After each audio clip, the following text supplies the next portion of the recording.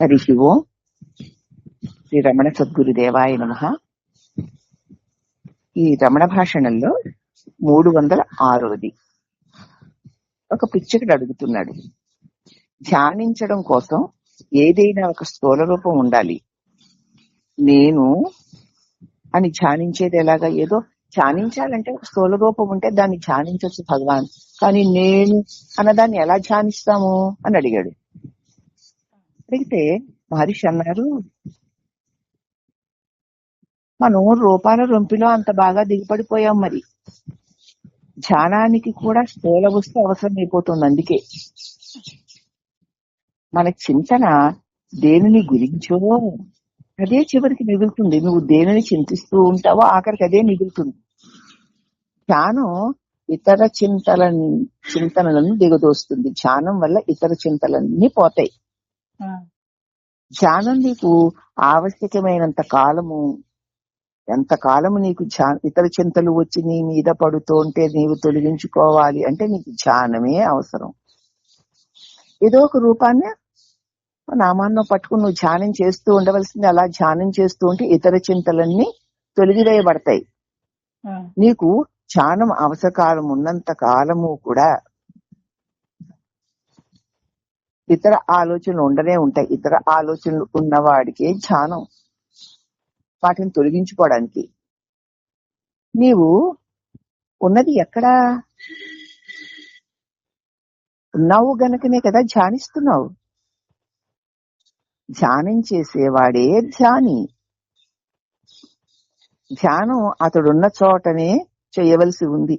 ఈ ధ్యానం చేసేవాడు ఎక్కడున్నాడో అక్కడే ధ్యానం చెయ్యాలి. నువ్వెక్కడున్నావో అక్కడి నుంచైనా ధ్యానం చేస్తావు. అవునమ్మా.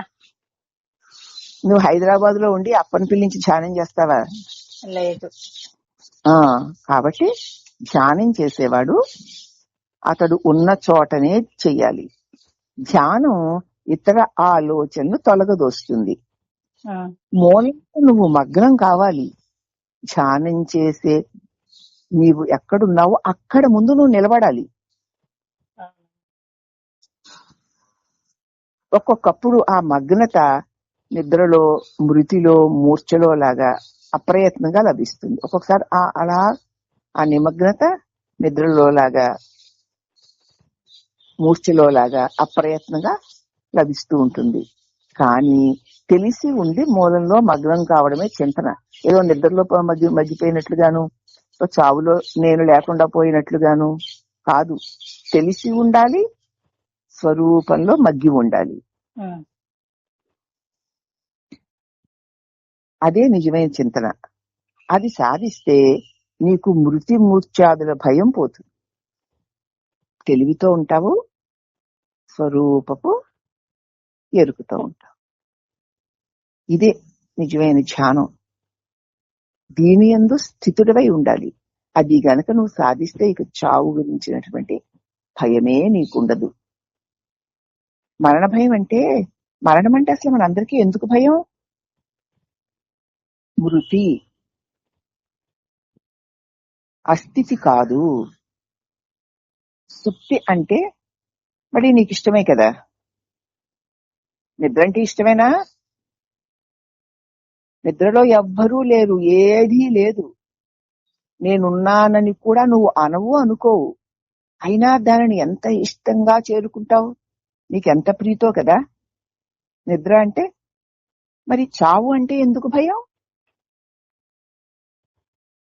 నీవు ఇప్పుడు ఆలోచించడం లేదా? నీవు ఇప్పుడు లేవా? నిద్రలో మాత్రం ఉండవా? చిన్న బిడ్డ కూడా సుఖంగా హాయిగా నిద్రపోయాను అంటుందే.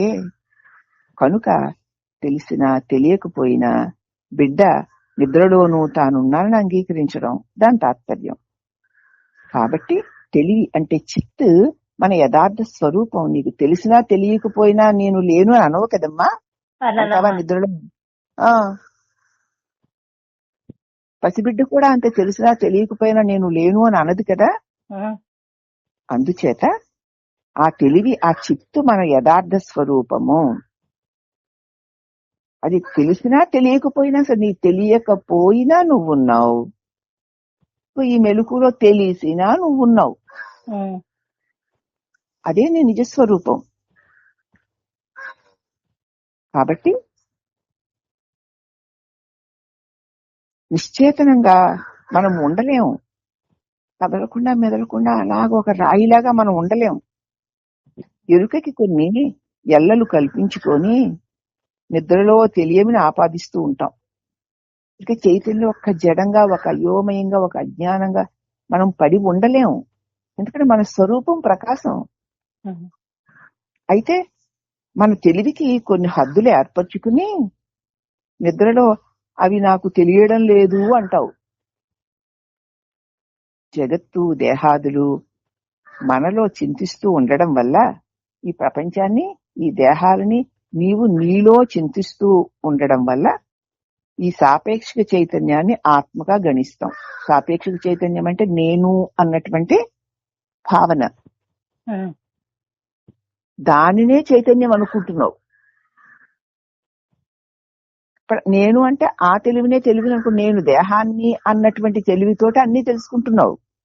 ఉమ్, కానీ ఈ నేను అన్నది ఎవరా అని చూస్తే ఇది కూడా లేకుండా పోయినప్పుడు ఉన్నటువంటి ఏ స్వస్థితి ఉందో అది స్వయంగా ఉండగలిగిన ఒకదాన్ని ఆశ్రయించి లేదు. సాపేక్షిక జ్ఞానం కాదు. ఇప్పుడు మన జ్ఞానం సాపేక్షిక చైతన్యం. అవునా? ఉమ్, నీకు నువ్వుగా ఉన్నావా?